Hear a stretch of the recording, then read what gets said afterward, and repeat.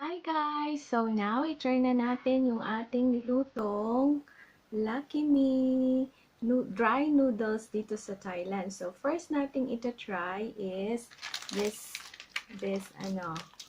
flavor. Yan. Ito muna try natin. So let's see kung ano ang kanyang lasa. Alright.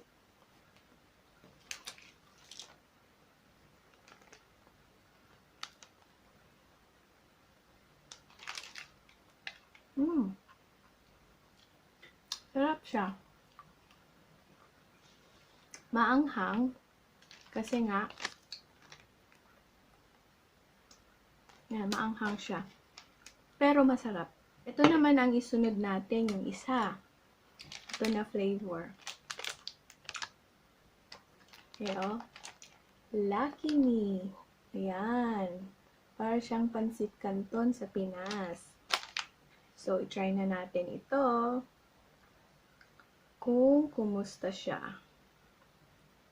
Ayan.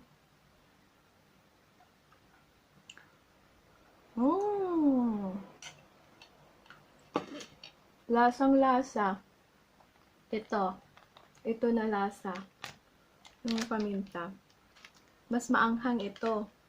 Ito, maanghang din, pero carry ko yung anghang niya. Ito, mas maanghang. So, I will be choosing this flavor for me.